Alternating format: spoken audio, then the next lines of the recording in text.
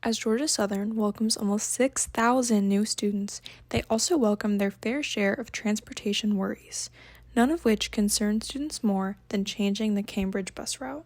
On the evening of August 12th, Cambridge Apartments sent an email to their residents informing them that there would no longer be a bus stop to campus just outside of the complex. Cambridge Apartments claimed they were just informed that morning of the change by the Student Government Association. As a publication, Cambridge Apartments was not available for further comment.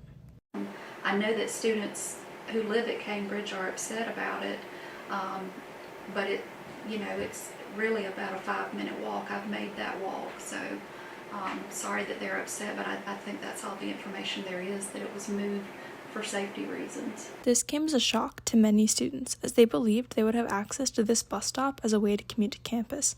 Some students even signed their lease with this belief. I got early morning classes and stuff like that, so I have to walk a little way just to get there. Assistant Director of Parking and Transportation Robert Babbitt claimed that the relocation was done on account of student safety and results from a survey given out in the spring of 2025. As a publication, said survey has not been located by the George Ann staff.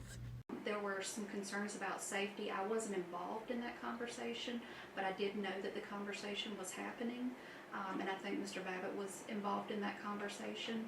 But they did conduct a survey. I haven't seen that survey, but they did conduct one, and there was a route that was approved that moved the bus stop into the F lot at Southern Courtyard.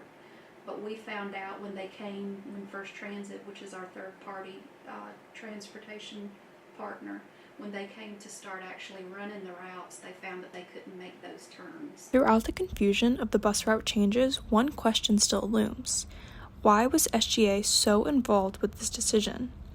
The minutes obtained from the SGA's last meeting of spring 2025 shows SGA voting to keep a bus stop at Cambridge Apartments, yet the stop was still eventually moved.